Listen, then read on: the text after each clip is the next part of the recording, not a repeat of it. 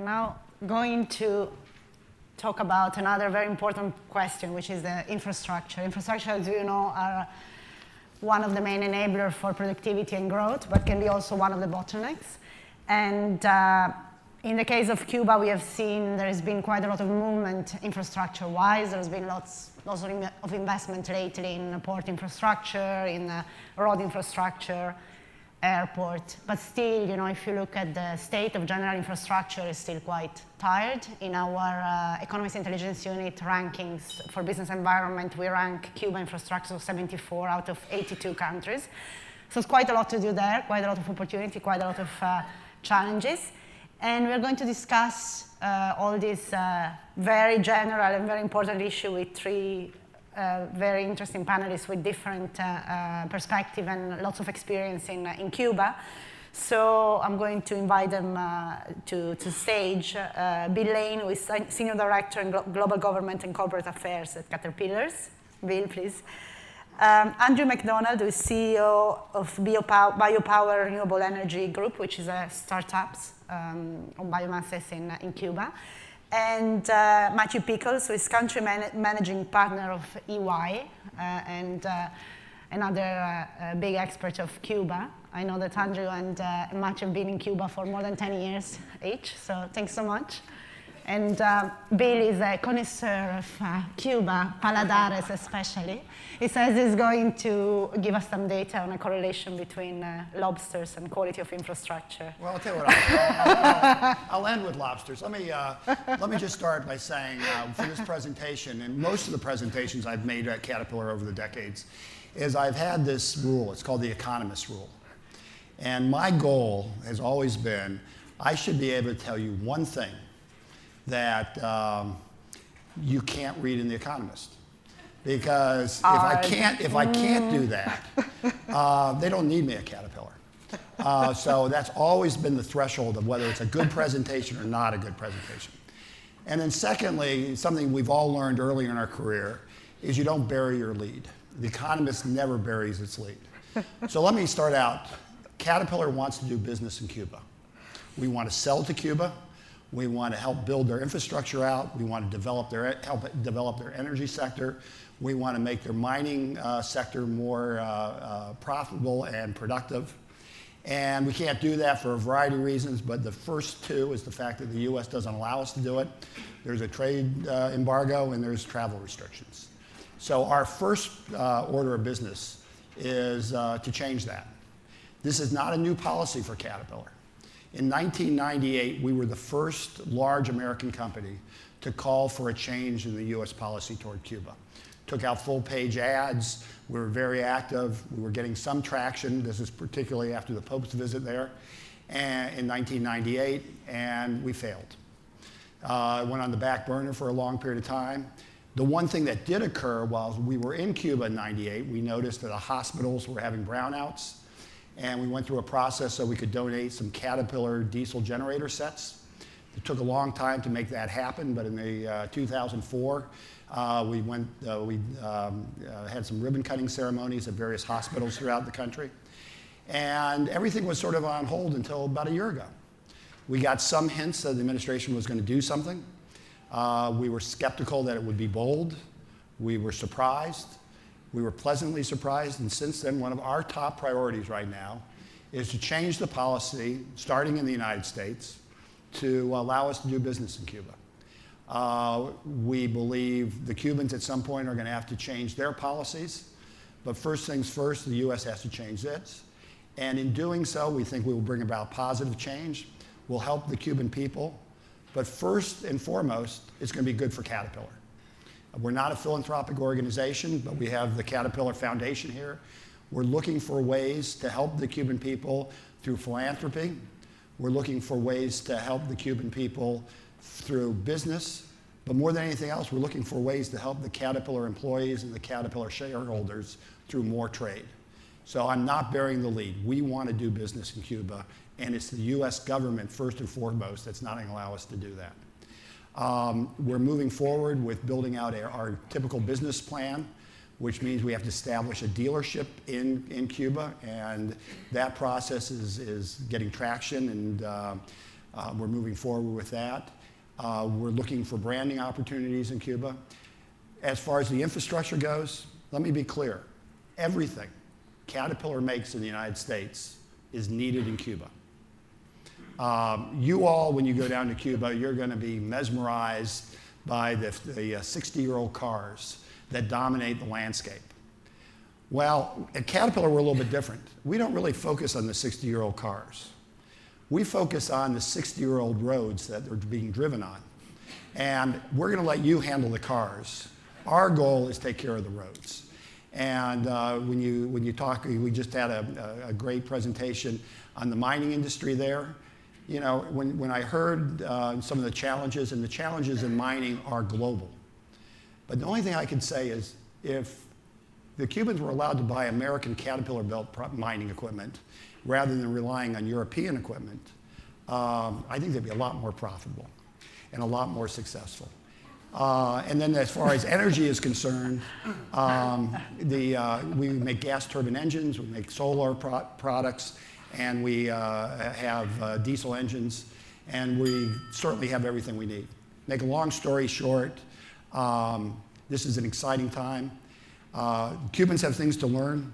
The last time I was in Cuba, you know, you see things improve, but the one thing that's really improved is the food. You know, the private paladars that are there and what have you. And it's sort of surprising because while the food has improved so dramatically, the one thing we found was whenever they offered you, it was usually a preset menu and there'd be 4 or 5 things. The price is always the same no matter what. So when they talk about the pork and the chicken and all the different exotic foods that they have there, they always end, or you can have lobster. Now, I don't know about your world. Whenever I hear the word lobster, it sort of trumps everything else. So when we were there in April, we were there for a full week. I would say 8 of the 10 lunches and dinners, we had lobster. Everybody had lobster. We had 8 people in the party. And it ended on a Friday where we had lobster for breakfast. So they're going to have to learn a little bit about price differentiation. But until then, I would say take advantage of the lobster. And that's the point, I think, everyone here. This is an exciting group. This is because you're going to be the first movers in Cuba. The first movers in Cuba get the lobster. Thank you.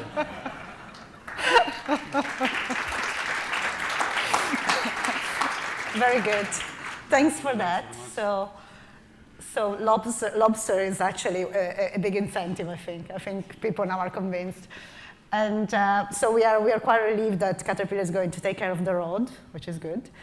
But the other element, which I think it's extremely interesting and it's probably one of the most important development we've seen in recent years, and also key to really attract this $3 billion investment in greenfield activities in Cuba, is the Mariel special zone, which we have already mentioned many times. And Matthew is really, I would say, probably the expert number 1 on the Mariel zone. You have worked very much on that with the government, and actually can we show this little publication that EY put together? Actually, if somebody wants that, we can send it to you. It's really interesting. It's everything you want to know and you need to know on the special zone. What has been your experiencing with that? What are the expectations for this project in terms of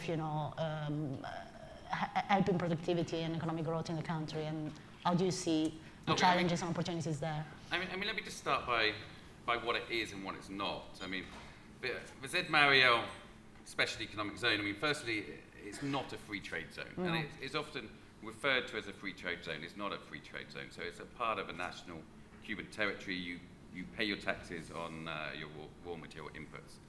Now, in a broader sense, the Z Mariel Special Economic Zone is a regulatory, legal, and tax framework across a very large sort of area of land. Mm-hmm. It's across 465 square kilometers, which, we did the calculation, it's sort of larger than sort of about 50 or 60 countries. So firstly, you have this sort of very significant part of a country which is being classified under a different legal, tax, and regulatory regime.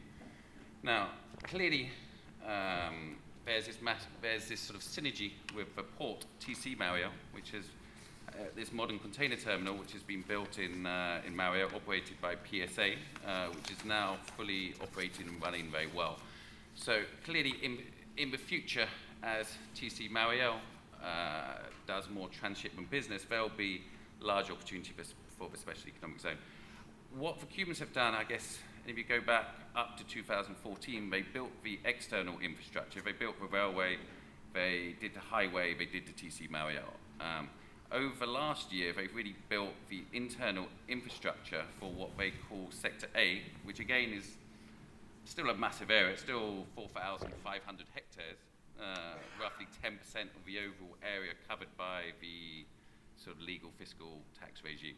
Now, within that, what is called Sector A, they have spent, I went there sort of 7 years ago. I went back there sort of 15 months ago, and I went back there 2 months ago. In the last year, the amount of progress which they've made is incredibly impressive, to my mind. I mean, you've had 6,000 Cuban staff working there for Cuban construction companies. They've spent, let's say around $300 million on building out the internal roads, building out the fiber optic cables, building out the electricity, and so on. So the vision for the government entity which is developing Z-Mariel is that it is a platform, really. And I think if you want to sort of classify it as something, it's going to be an industrial park and a sort of logistics zone. There's been massive interest in it, although relatively few companies have been approved. I think there will be many more companies approved over the course of the next year. And I guess I started off, as EY, we've worked with the office of Z-Mariel pretty closely for the last 15 months. Frankly, I've been very impressed with their professionalism, very impressed with their input. We did a similar project 7 years ago for a foreign entity, and I think as a client, the office of Z-Mariel were very demanding, and they got a sort of good report out of us. And as part of that, we helped them with this presentation. It's their presentation which we sort of helped them with. I can kind of go on and on. I kind of would rather sort of leave time to sort of answer specific questions. And so, what are the opportunities there? I mean, for investors. Well, I think what Cuba would like, Cuba would love people to go and use that as a base for exporting from Cuba. They want to increase exports from Cuba. I think in the long term there will be massive opportunities to export from Cuba. Although what I have told them, you've got to see Cuba within its regional context. Personally, I don't really like the references to Vietnam or China. It's interesting, but as far as I'm concerned, it's non-relevant. You've got to see Cuba. You look at what Dominican Republic does, look at what Puerto Rico does, look at what Jamaica does. Mm-hmm. That is the most relevant points of comparison for me. For Cuba, you don't necessarily manufacture so much on an island, whether it's Puerto Rico, Jamaica, Dominican Republic, or Cuba. Electricity is expensive. You've got to ship stuff in. You've got to ship stuff out. I don't think you're ever going to manufacture cars in Mariel. It just doesn't make sense. The Cubans don't want people to be assembling stuff in Mariel. So what does that leave? And I would say that leaves anything which is related to the domestic market, particularly anything to do with tourism, anything to do with construction materials, anything to do with food processing. It all makes sense to do in Z-Mariel. And then going forward, you will have, in the same way Jamaica, Dominican Republic have developed this sort of massive ICT sector, logically Cuba will develop a massive ICT sector, using the human capital which they have. Which is quite unique, in the region in terms of number of people with ICT background and graduates. So if you look at the value chain on ICT, Dominican Republic, Jamaica will have lots of call centers and will have lots of relatively low level in the value chain. Cuba graduates thousands of computer programmers. They have great graphic designers. They have good internet programmers. All of that. Mm-hmm.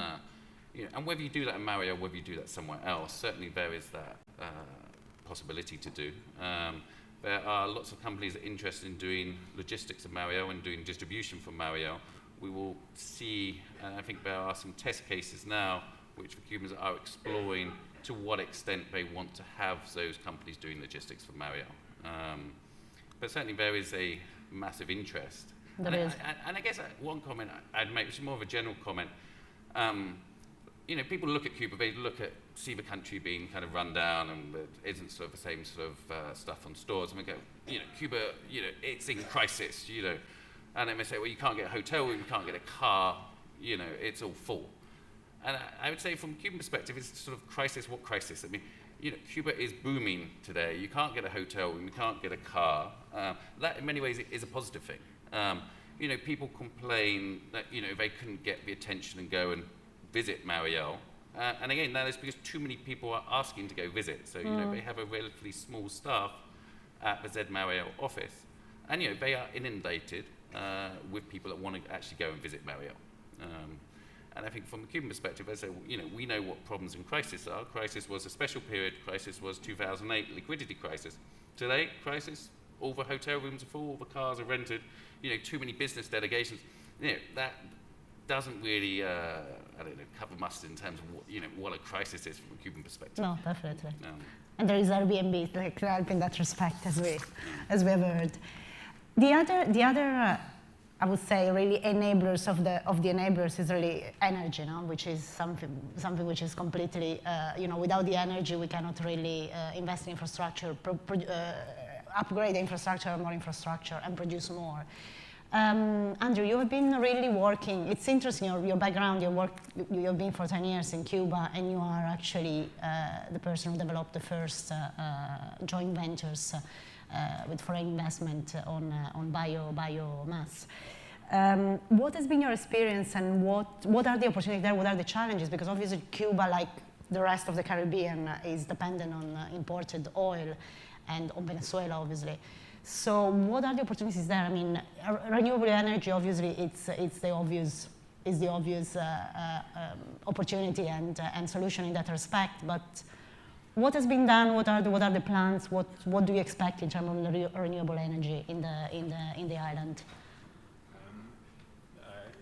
You're right. I mean, for infrastructure and for economic growth, energy is critical.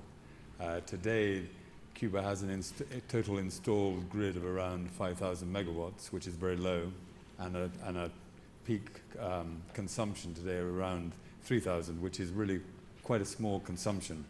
The Cubans know very clearly that for the economic growth which they want to sustain, that the energy needs are going to substantially increase.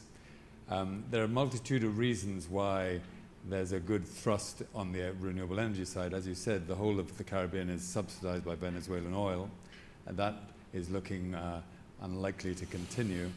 Even with that subsidized oil, the price of electricity in Cuba and a lot of the other Caribbean countries is 4 or 5 times that of Europe. So it's very expensive. And obviously it's very dirty and smelly, burning oil for electricity. This gives a great opportunity to Cuba and to the Caribbean to be able to actually produce renewable energy without the mess of subsidies we have in Europe, purely on a commercial basis and with the noble ambition of doing good stuff and having green energy. Today, Cuba, 97% of its energy generation is oil or diesel based. They've got very little renewable penetration. The vision for the future is that Cuba could easily export renewable energy to the States, very close, 90 miles. They have huge natural resources to produce renewable energy. The biopower joint venture, which I work for, is focused on the biomass side because there's a very easy opportunity. I'm sure you're aware, Cuba has a great history in sugar production. Sugar cane makes a thing called bagasse, which burns very well in boilers and converts to steam and electricity generation. They've also got a great resource of a plant called marabou. I don't know if you've come across it.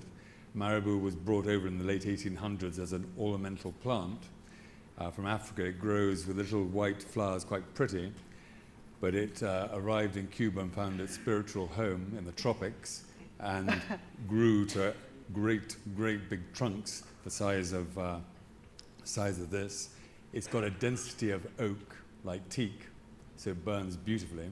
And due to a slight collapse in some of the agricultural sector, this marabou has infested great areas of Cuba. So in fact, there is a great resource there, and our power plant will be burning bagasse and marabou, and also clearing land to replant food. So it ticks a lot of the right boxes. There's more behind that. There's wind, there's obviously solar, there's some hydro projects. The Cuban government very sensibly got a plan for 2030 to have at least 30% of the generation on the island to be renewable based. I think they'll probably exceed that. It's a conservative target. And that will obviously support the infrastructure and the economic growth. Do you see much interest from the outside, from foreign investors in the renewable, or is still at the early stage? There is an increasing, biopower is the first joint venture in the energy sector, but now there's an increasing interest, and there are new projects being launched by the Minister of Energy as we speak. Bill, what are when you look at your future expansion in Cuba, what do you think are going to be the challenges, apart obviously what you mentioned, the fact that now obviously there is an embargo, so there is a problem more on the US side. Well, first of all, I think we have to be very honest when we talk about trade with Cuba. It's very fashionable in the United States to say we believe in exports, and then we either are silent about imports or we're anti-imports. And last time I checked, trade that's why it's called trade. And with Cuba, the biggest import that we'll receive from Cuba is tourism. That's sort of a reverse. When a U.S. tourist goes down to Cuba, or now a visitor goes down, that would be seen as an import from Cuba. I've been working the Pennsylvania delegation a little bit, and it's sort of interesting. In many of the offices, many of the Senate offices, when you go into a Pennsylvania congressional or representative or a senator, you see candy all over the place. They're very proud of all the candy production they have in Pennsylvania.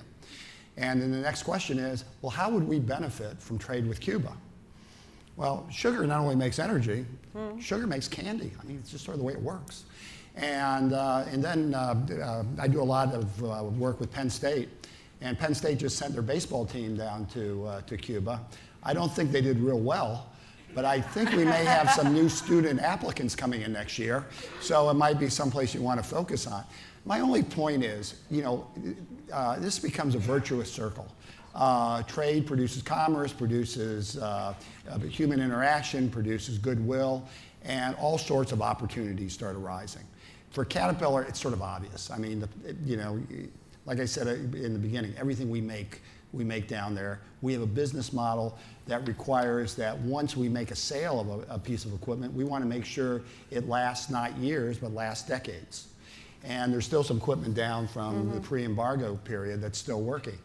But with that in mind, though, it requires you have a dealership that can keep it working. It means we have to train technicians. One thing about Cuba, if they can keep some of these Chevys and Fords running for 60 years, they'll have a field day with Caterpillar equipment. And so, there's a natural propensity to move to that type of work. But you have training you have to conduct. You have market development activities. This is the very beginning. But our next step in Cuba is clearly on training, on setting up a dealership, and on looking for ways we can reestablish the brand and help the Cuban people philanthropically. Thanks. So before we go to this, to the question, which I'm sorry to say I'm not going to ask the one about the best lobster dish in Cuba, but anyway, you can discuss offline. You should really try it. But I have my trivia question, which is quite exciting, just to test your knowledge of Cuba history. And so you have the question there. What is the name of Ernest Hemingway's 38-foot fishing boat, which was built in a Coney Island shipyard circa 1934 and is currently on display outside of Finca Vigia? So I will test my panelists as well on that. Okay, so. I know. I've seen the boat. Okay, so you should don't say that. I won't participate. I have too.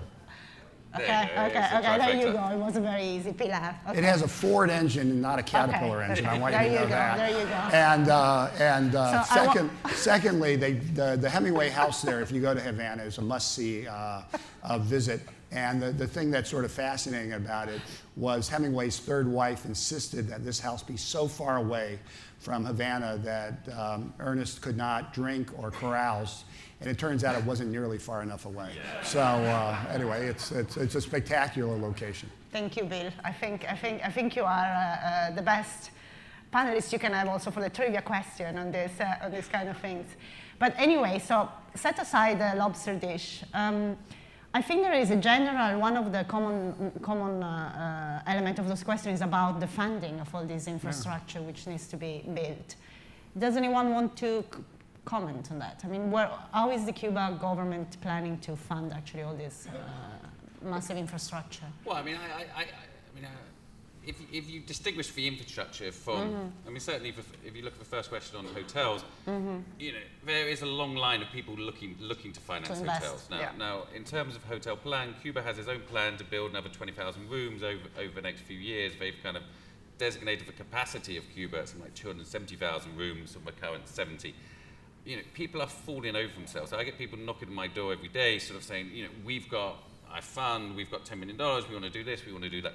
So really, in terms of hotels, Cuba just has to say yes, okay. You know, now in terms of what their plan is to fund a large number of hotels internally. So most of the hotels have been built, the last 15 years have been built sort of with 100% Cuban state money, no debt, and no foreign equity.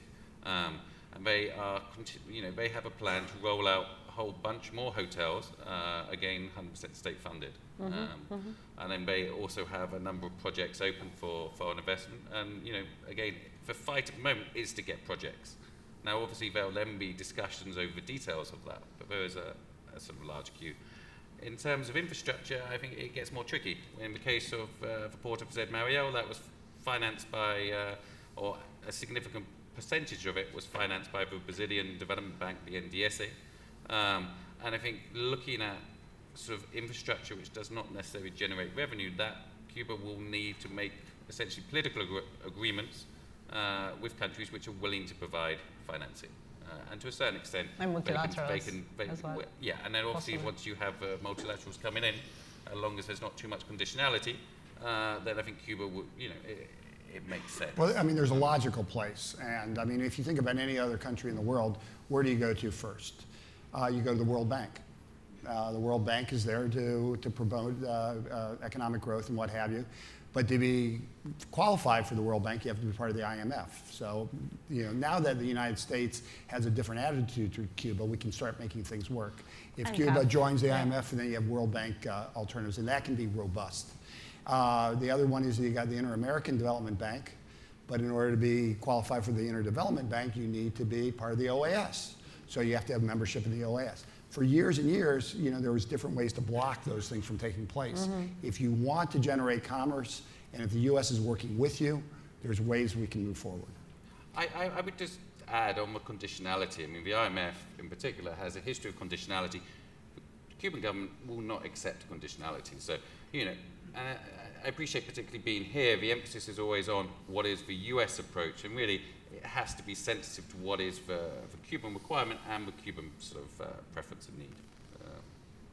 Well, I mean, the one thing that started up last month, there is now a US-Cuba Business Council, which is headquartered at the United States Chamber of Commerce. It just started up at the beginning of November. And the importance of a business council, and something you may want to check out if you want to do business there, is, you know, one is a council's there to give you cover and give you access to information and opportunities. But as we move forward, there's also going to be a need to provide constructive, I don't want to say criticism, but constructive suggestions. And a business council allows business to do that without the companies themselves being, you know, the tip of the spear, if you will. So, you know, this is what you do all over the world. That's why you have AmChams all over the world. But that is now starting to take place. And all this is going on in the first year of the move to normalize. What is the plan? Yeah, in the energy sector. I think just to add to that point, I mean, I think one of the limiting factors in the last 10 years to financing projects has been the blockade in the US, which has strangled the finance and isolated Cuba. So I think ignoring the United States for a second, had that unfair embargo not been placed, a lot more projects would have been financed a lot more easily. Yeah. And I think even if the United States doesn't enter into Cuba at all, without that financial stranglehold, Cuba will actually start moving forward very quickly, because there are a lot of European banks and companies that want to invest but have been frightened off on the threat of fines and problems from the United States. So I mean, I think the key here for Cuba is to be able to act normally with financial institutions that want to act with them without the threat from the United States. Yeah, and I guess also then the right structure of incentive for investors to participate into infrastructure, but that's the problem that many countries had and continues to have. I think it's quite interesting. I quite like that question on how is Cuba into the global market going to affect the rest of the Caribbean. What you were saying, Matthew, before, no, in terms of looking at what is going on in the region in terms of competitors. I mean, I'm not a believer in the big sort of sucking sound that everything goes to Cuba and the rest of kind of the Caribbean kind of goes down the tube. You know, if you look at the size, get an idea of the size, particularly of Mariel. I mean, it's so much larger than any of the other zones in the region. I mean, the only one which is comparable would be Panama Pacifico. In Panama, which is, I think, 1,400 hectares. We've got a plan to put in sort of $700–800 million. But then the vision for Mariel is so much bigger than that. Certainly until Cuba can competitively manufacture stuff, you know, it's not going to take away from other zones in the region. And again, I think tourism, you know, the triangulation idea of more tourists coming to Cuba, you know, they combine it with trips to Mexico or to other Caribbean places. Personally, I think makes sense. Yeah, could actually help more, kind of help more tourists to the region, to the Caribbean. What about the energy? What you were mentioning, Andrew, the fact that there's this plan of creating more and more renewables. There's a lot of scale, and some of we've met with the Jamaican Energy Ministry and various other Caribbean islands, because obviously Cuba is very keen to help their neighbors. And we've even looked at exporting biomass to some of the smaller islands to allow them to do some small generation. So I think there is this whole renewable role, I think, will help the whole of the Caribbean. Is there a similar project in the rest of the Caribbean in terms of there's a desire to have there is a desire, but there is nothing because energy is so expensive, and it'll only get more expensive in the future if Venezuelan subsidies oil collapses. So there's a great desire, but you do need an economy of scale if you're starting to assemble wind turbines in Cuba, which is one of the plans, to export one or two to some of the smaller islands. I mean, to give you an idea, one of the things we looked at in Grenada was to do some biomass stuff. The whole entire grid of Grenada is 40 megawatts. Smaller than the power plant we're doing in Cuba. So I think there's a genuine interest. There's lots of dialogue between the islands and Cuba to all help each other through this problem of high energy prices.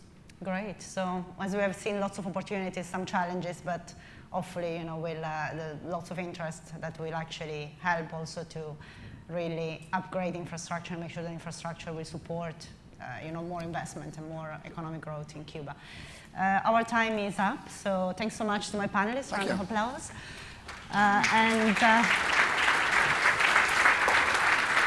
Thank you. It was great. Thank you very much.